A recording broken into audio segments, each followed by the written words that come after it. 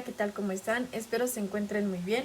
Esta semana estaremos viendo el tema de la política exterior y el contexto internacional. Y con el aprendizaje esperado, explica la política exterior de México ante acontecimientos internacionales. Entonces, vamos allá. La política exterior y el contexto internacional.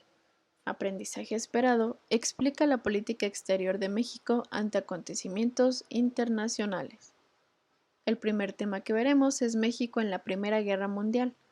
Hagamos la guerra juntos, hagamos la paz juntos.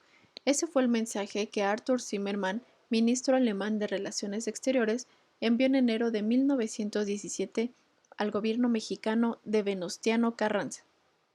Berlín le ofrecía respaldo militar a México para que entrara en conflicto con Estados Unidos, que hasta ese momento se había mantenido neutral en la Primera Guerra Mundial. México podría así recuperar los territorios de Texas, Arizona y Nuevo México, que su vecino del norte le había arrebatado en el siglo XIX. La estrategia del Kaiser Guillermo II consistía en básicamente ocupar el ejército norteamericano en una guerra fronteriza y distraer así la atención de Washington de lo que ocurría en Europa. Sin embargo, el telegrama es interceptado por los servicios británicos, que avisan rápidamente al gobierno de Estados Unidos. Es por ello que el 2 de abril de 1917, el presidente estadounidense Thomas Woodrow Wilson declaró la guerra al Imperio Alemán, aportando una contribución decisiva a la derrota de la Triple Alianza. En pantalla pueden observar la traducción del telegrama. Telegrama del Ministerio de Asuntos Exteriores 16 de enero número 1. Alto secreto. A descifrar por usted mismo. Tenemos la intención de comenzar la guerra submarina sin restricciones a partir del 1 de febrero. Se intentará, no obstante, que los Estados Unidos se mantengan neutrales. Para el caso de que no sea posible lograrlo, ofrecemos a México una alianza sobre las siguientes bases. Guerra conjunta. Tratado de paz conjunto. Generosa ayuda financiera y acuerdo por nuestra parte de que México podrá reconquistar los territorios de Texas, Nuevo México y Arizona perdidos en el pasado. Dejo los detalles a su excelencia.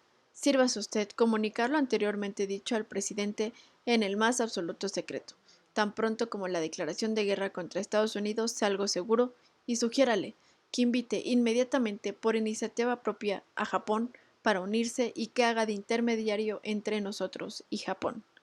Sírvase advertir al presidente que el uso despiadado de nuestros submarinos ofrece ahora la perspectiva de que Inglaterra sea forzada a la paz en pocos meses. A pesar de lo que este telegrama significaba para México, Venustiano Carranza rechaza esto debido a que nosotros estábamos librando nuestra propia guerra, la Revolución Mexicana. El siguiente tema que veremos es la Guerra Civil Española y los refugiados. Mientras México luchaba por salir adelante de la crisis de 1929, España vivió una guerra civil que impactaría directamente en nuestra historia. Al comenzar la década de 1930, un movimiento democrático, liberal y republicano luchó por medios pacíficos para crear un Estado republicano en lugar de una monarquía. Las consecuencias para España fueron desastrosas. Más de 50.000 personas fueron ejecutadas por la dictadura de Franco, que duró 36 años, y en la que más de 150.000 personas debieron huir de aquel país. En 1937, el gobierno de Lázaro Cárdenas abrió las puertas de México a miles de refugiados españoles que escapaban de la guerra en su país. Muchos de ellos fueron recibidos por Lázaro Cárdenas y se integraron a la vida académica e intelectual de México. Entre estos refugiados se encontraban cerca de 500 niños de entre 3 y 15 años de edad, que habían perdido a sus padres o bien ellos los habían mandado para salvaguardar su vida. A estos niños se les llamó los niños de Morelia. Algo muy importante es que en los apuntes de Lázaro Cárdenas, mientras los niños estaban camino a México, escribió: México no pierde nada por este acto, únicamente establece un precedente de lo que debe hacerse con los pueblos hermanos cuando atraviesan por situaciones difíciles como acontece hoy en España. Bravo por el presidente. El siguiente tema es México en la Segunda Guerra Mundial. Era el 13 de mayo de 1942, cuando el mar frente a las costas de Florida se estremeció, después de que un torpedo alemán impactó en el buque petrolero mexicano Potrero del Llano. La enorme embarcación desapareció de las profundidades del Golfo de México, llevándose consigo a 3 integrantes de la tripulación. 6 días después, otro proyectil alemán arrasó con otro barco petrolero nacional, Faja de Oro, cobrando la vida de 9 personas. Estos acontecimientos hicieron que México, nación que siempre se ha declarado neutral en las guerras, decidiera enviar soldados a participar en la Segunda Guerra Mundial. Fue así como el 28 de mayo de 1942 el país declaró por primera vez en su historia la guerra. México participaría al lado de los Estados Unidos con una unidad expedicionaria que ayudaría a los aliados en la zona de Filipinas, haciendo sobrevuelos de observación y posicionamiento del enemigo para que los estadounidenses lograran internarse en la selva filipina y desterraran a los japoneses. Fue el 8 de mayo de 1944 cuando México anunció que soldados nacionales serían llevados a distintos frentes de batalla en julio de ese año. Así fue como nació la Fuerza Aérea Expedicionaria Mexicana FAEM, mejor conocida en ese momento como el Escuadrón 201.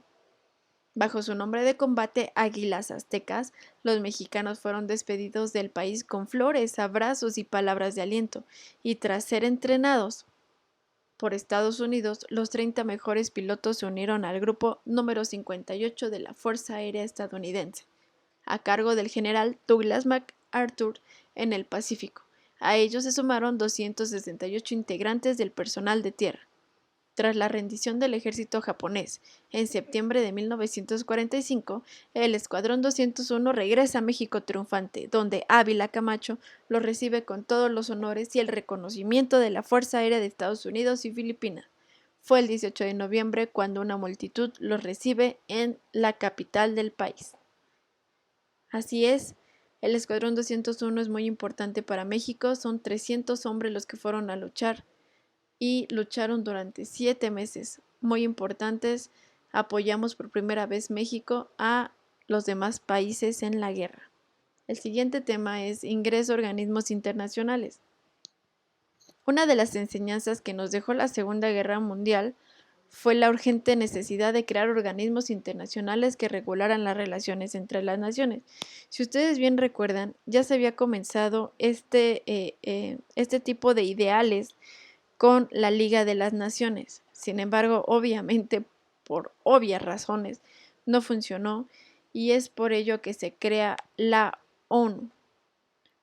Las organizaciones más importantes que se fundaron después y en las que México participó, siempre con la política internacional de diálogo y respeto a la soberanía de los países, gracias a la doctrina Estrada adoptada por este mismo personaje, Genaro Estrada, hablaba de la autodeterminación de los pueblos y de la no intervención. Es muy importante mencionarla y que todos nosotros tengamos presente que México siempre tiene esa filosofía y esa política, no intervenir en los asuntos de los demás países. La OEA tenía como principio lograr la paz y la seguridad del continente americano y resolver de manera pacífica los problemas entre distintos países. Es por ello que México ingresa en 1948 a esta organización y a la ONU ingresa en 1946. Para México fue muy importante defender los principios de no intervención, ya que esto significaba que otros estados no intervinieran en asuntos internos de un país. México también se integró al FMI, Fondo Monetario Internacional, y al Banco Interamericano de Desarrollo BID, dos instancias económicas de enorme importancia. Existen muchos otros organismos y organizaciones dedicados a aspectos sociales, de los que México forma parte, por ejemplo la OMS, por ejemplo la OPANAL, Organismo para la Proscripción de las Armas Nucleares en la América Latina, y por ejemplo la UNESCO, la Organización de las Naciones Unidas para la Educación, la Ciencia y la Cultura. Muy bien, el siguiente tema que vamos a ver es efectos políticos de la Guerra Fría y la Revolución Cubana. Una de las consecuencias de la Segunda Guerra Mundial es que el mundo quedó dividido en dos bloques, representados por la URSS por la parte socialista y por Estados Unidos en la parte capitalista. A esta etapa se le conoce como la Guerra Fría. En ese entonces México defendió los principios de no intervención y autodeterminación de los pueblos, en un intento por mantener la independencia diplomática de Estados Unidos y evitar otra vez un conflicto. México se niega a condenar el régimen socialista de Jacobo Arbenz en Guatemala en 1954. La Revolución Socialista Cubana de 1959 pone a prueba la independencia diplomática que buscaba México. Estados Unidos, sin embargo, presiona a los países latinoamericanos para que excluyeran a Cuba de la Organización de Estados Americanos, OEA, lo bloquearan económicamente y rompieran relaciones diplomáticas.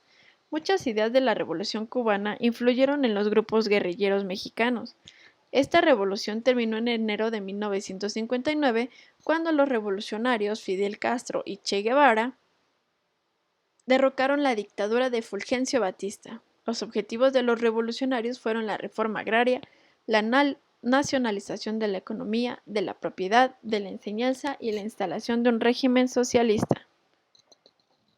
Básicamente, estos son los temas más importantes que encontramos. También quisiera hablarles rápidamente sobre las políticas sobre migrantes mexicanos. Una de las políticas más importantes de migrantes mexicanos fue la del programa Bracero. Para esto se creó un convenio binacional entre Estados Unidos y México de 1942 a 1964 que llevaba a campesinos mexicanos para ser trabajadores agrícolas en los campos de California. El gobierno estadounidense se haría cargo de pagar sus gastos de transporte y manutención. Este programa servía a México para dar trabajo a los mexicanos y a Estados Unidos para paliar los efectos de la guerra. Pronto muchos mexicanos trabajaban en todo Estados Unidos de manera legal con contratos temporales. ¡Qué bien!, ¿no? Por primera vez, con todo el permiso de la ley. Con este programa, la mayor parte de la migración hacia Estados Unidos de manera legal era gracias a este programa y era documentada. De 1960 hasta 1980 hubo un crecimiento exponencial de la migración de mexicanos hacia Estados Unidos, que cada vez más eran detenidos por las autoridades estadounidenses por haber cruzado la frontera de manera ilegal. Y es así como concluimos nuestros temas. Nuestro tema principal es la política exterior de México. Creo que quedó muy claro que México tiene el principio de no intervención gracias a la doctrina Estrada, no intervención y sobre todo la autodeterminación de los pueblos.